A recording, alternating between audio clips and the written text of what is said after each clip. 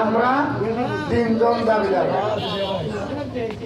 আমি, আমার ওয়াইফ মর্জিনা খাতুন, কাঠুরির সকিবুর রহমান সাহেবের বোন, আর জলেশ্বর থেকে ছিল শিল্পী সালমা সুকিয়া। তিনজন ব্যক্তি কংগ্রেসের প্রার্থিত্ব প্রত্যাশী ছিলাম। তিনজন ব্যক্তি কংগ্রেসের কাম, সাংগঠনিক কাম, বিভিন্ন মেল মিটিং এর সাথে জড়িত ছিল।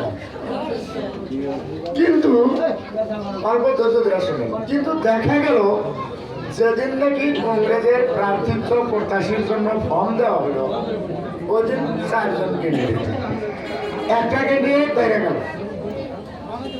আর সেই ক্যান্ডিডেটটাই হলো আপনাদের বর্তমান কংগ্রেসের প্রার্থী।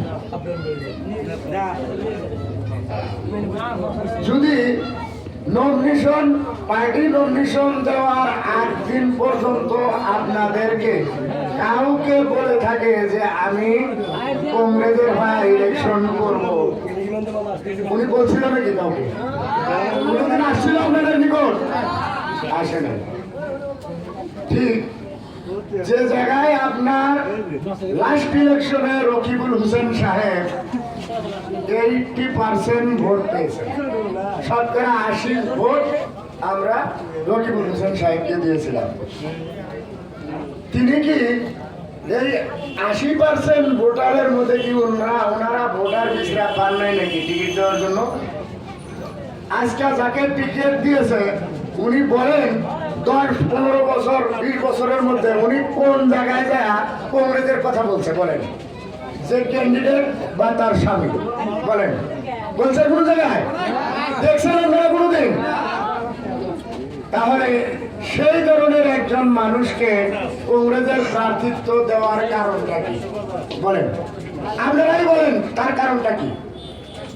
যারা কংগ্রেস করলাম, কংগ্রেসের জন্য খাটলাম, আমরা কংগ্রেসের টিকিট চালাম, আমাদেরকে দিল না। যারা কংগ্রেস করলো না, কংগ্রেসের কথা কোনোদিন বললো না, তাদেরকে, যারা কংগ্রেসে ভোট দিল না তাদেরকে কংগ্রেসের টিকিট দিল, মানে নাই? তারা কংগ্রেসে ভোট দিয়েছে, কোনোদিন বলছে আপনাদেরকে? তাকে টিকিট দিল।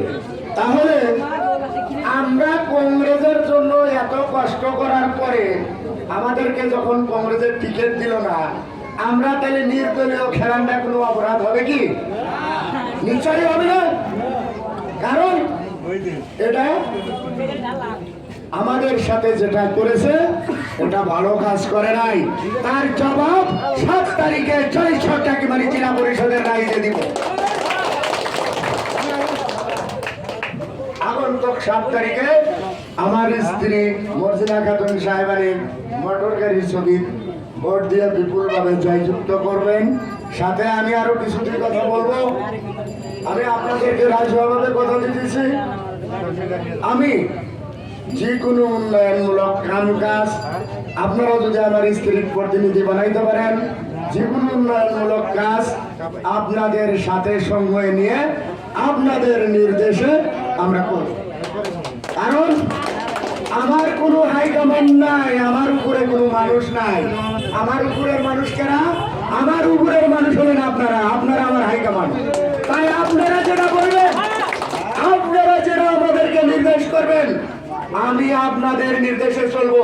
কারণ কোন নেতার সহযোগে আমি প্রতিনিধি হব না।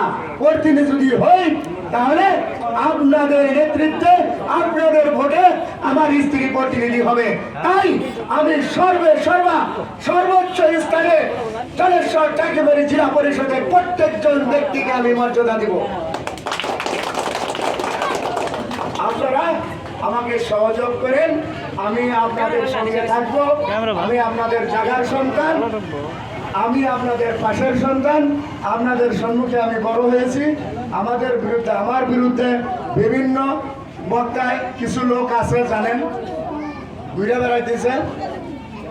বেড়াইতেছে রোড দিয়া, আর কিছু কথা বলতেছে সম্পূর্ণ ভিত্তিহীন কথা, সম্পূর্ণ মাস্টার প্ল্যান করে জয় ইলেকশনেও আমার সাথে যে কাম করেছিল, এই ইলেকশনেও আমাকে টিকিট থেকে বঞ্চিত করেছে।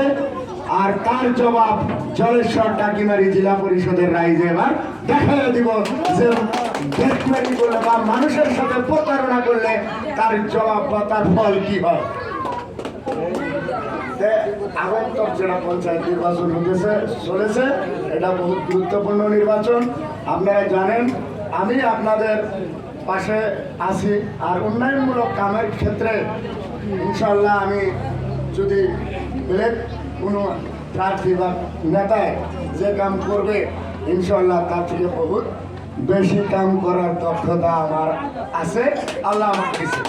আর তাই আপনাদেরকে সাথে নিয়ে আমি জলেশ্বর টাকিমারি জেলা পরিষদটা আমি উন্নয়নের দিশে আগবাড়ায় নিব বলে প্রতিশ্রুতি দিলাম। আরও দেখেন আমাদের এইখানে কংগ্রেস, ইউডিএফ, রাইজের দল, চারজন ক্যান্ডিডেটের বাড়ি বলবেন লক্ষ্মীপুর মানসপাড়া, তাই না? আমি আমাদের পাশের সন্তান। আমার কথা যদি আবার কেউ বলে, আমি নারায়ণপুরেও থাকি, ঘুঘুডোবাতেও থাকি, জলেশ্বরেও থাকি, কাটারিয়ারাতেও থাকি, কামারপাড়াতেও থাকি, চলাপাড়াতেও থাকি। কারণ আমি জনসাধারণের সাথে ঘুরি, আমি জনসাধারণের সাথে থাকি, তাই আমি সব জায়গায় থাকি। আগে আল্লাহ পরে সব জায়গায় থাকবো।